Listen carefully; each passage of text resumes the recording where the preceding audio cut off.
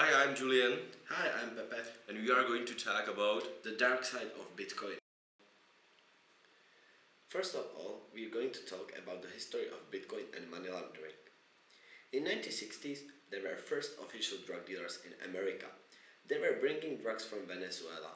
There were couriers responsible for delivering drugs to United States, and they were doing it by the always possible.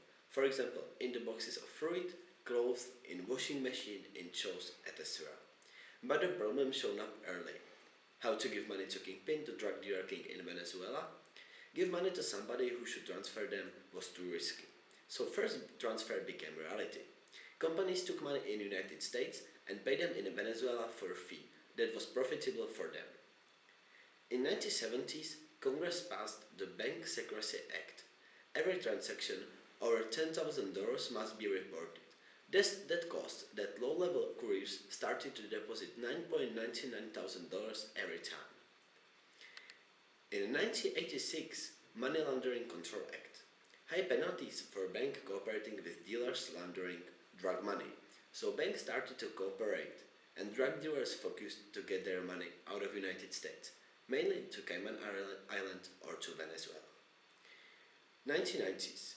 A lot of cash generated in the United States, trying to get out of the States, but it was every day harder and harder. Regulation that everyone living with $5,000 plus must report it to government. Over $400 billion were transferred in cash out of the United States in this period. After terrorist attack 11 of September 2001, laundering is even more danger. It was hard to hide $1 million. 2000s. Place to digital currencies.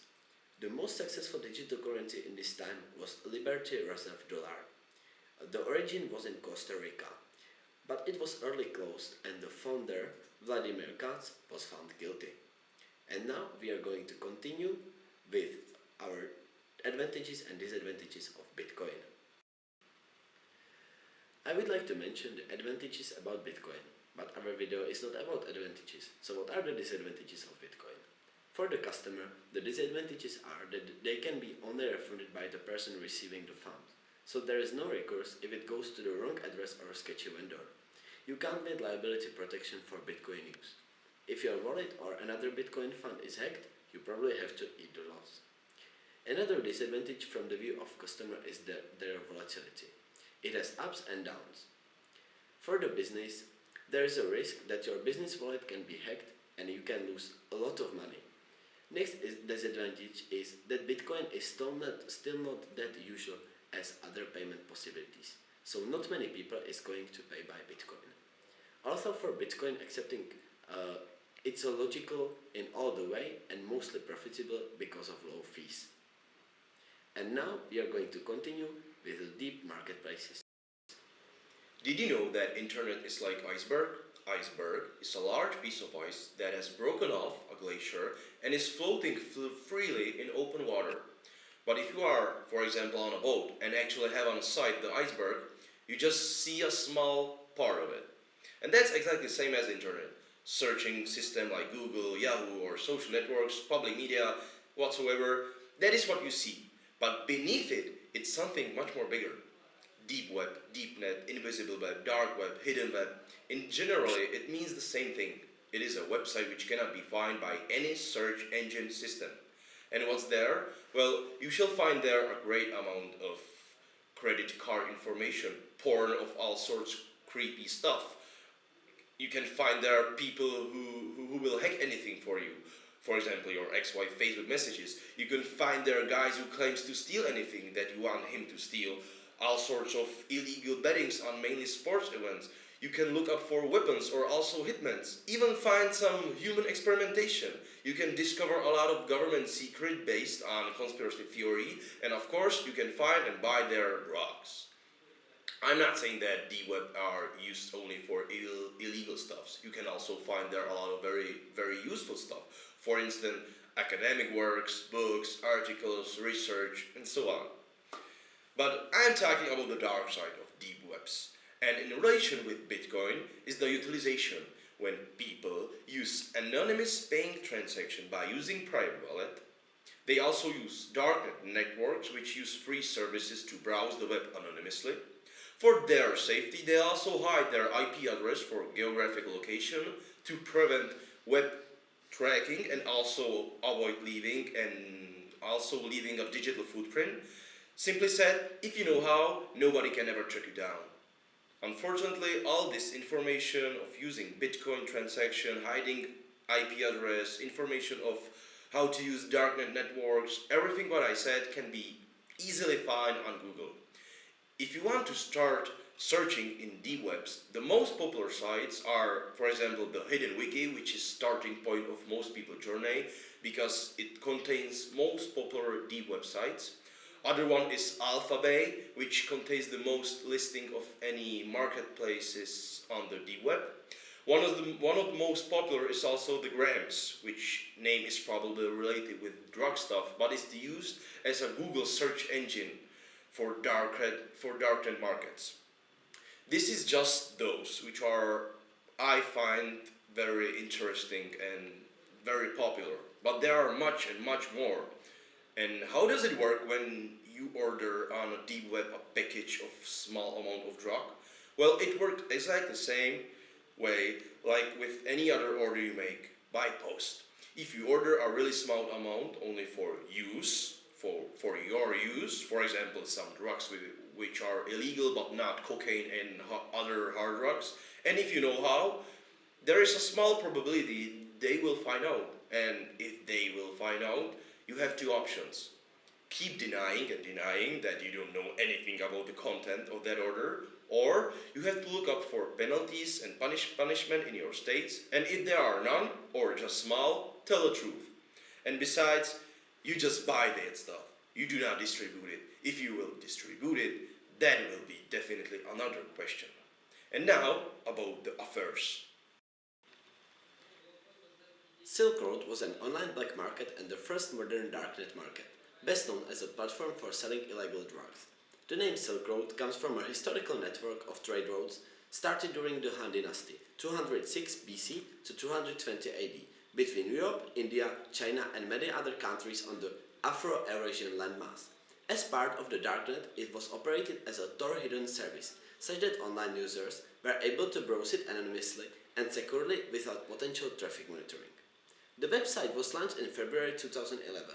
Development had begun 6 months prior. Initially, there were a limited number of new seller accounts available. New sellers had to purchase an account in an action. Later, a fixed fee was charged for each new seller account. In June 2011, there was an article about Silk Road that made the internet buzz. Silk Road became popular, and that caused that government started to try shut it down. Concretely, US Senator Charles Schumer asked federal law enforcement authorities to shut it down, including the Drug Enforcement Administration, DAE, and Department of Justice.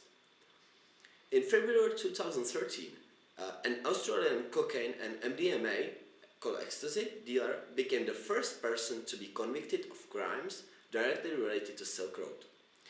After authorities intercepted drugs that he was importing through the mail, searched his premises and discovered his Silk Road alias in an image file on his personal computer. Australian police and the DAE have targeted Silk Road users and made arrests, albeit with limited success at reaching conviction. In December 2013, a New Zealand man was sentenced to 2 years and 4 months in jail after being convicted of importing 15 grams of methamphetamine that he had brought on Silk Road. Now I would like to tell you something about Robert Ross Ulrich. The creator of the Silk Road was born 27 March 1984 and is a former darknet market operator convicted of creating and running the Silk Road. He was known under the pseudonym Dread Pirate Roberts. After more than 2 years, 2nd October 2013, Silk Road was shut down. The FBI with other authorities closed the website and seized 26,000 bitcoins. Later on, Ulrich's computer was found and seized 1,044,342 bitcoin worth $88 million. He was sentenced to life imprisonment without the possibility of parole on 29 May 2015. He is now in Metropolitan Correctional Center in New York. Now I would like to tell you something about the Silk Road 2.0. In November 2013 was launched Silk Road 2.0. It recreated previous technology and promised higher security for transactions and users. It was administered by Inigo and Libertas pseudonyms. It was working for half a year as it was hacked through the refresh deposit function. Accounts valued $2.7 million were stolen. The admins paid out 50% to hack victims to keep marketplace alive. On 6 November 2014, authorities across the world announced the arrest of Blake Benthal, the owner and operator of Silk Road 2.0, under the pseudonym Defcon, the previous day in San Francisco as a part of Operation Onimus. Now something about the Silk Road 3.0. Silk Road 3.0 was created in 2015 and after some technical problems it seems it's working right now. However, there is one thing that had changed a lot and made Silk Road more interesting. Since 3.0, the admin statement is that from every transaction, even lower than $5, they will donate charity called Last Door Recovery Society with amount $5. They care about the drug addicted and alcoholics and send them back to normal life. At the end, I would like to tell you something about the sheep marketplace. It's a market launched after Silk Road was shut down. The possible creator is Czech guy called Thomas J. The market was working for some time, although one day there had been posted a message. We are sorry, but the sheep market space were robbed. Somebody stole 5,400 Bitcoin from you and from us. Then had begun huge discussion if it was really hacked or if it was stolen by the founder. However, it can be an enormous problem, and the Thomas J already said, or somebody signed as he, that he is innocent and he is facing too many problems with all his family. And now we are continuing to another part. Actually, is the last part about the governments. Because in today's world, the governments of the biggest states are against Bitcoin. So for instance, China banned that stores and shops cannot trade in Bitcoin, nor any financial sector there. Analysts say that this could be one of the possible regulations. In Norway, Hans Christian Holt, director of the Norwegian Tax Administration, declared Bitcoin as a financial asset for which is imposed traditional tax, but in any case is not a currency. In the United States, they have statements against virtual currency by IRS that wages paid to employees using virtual currency are taxable to the employee.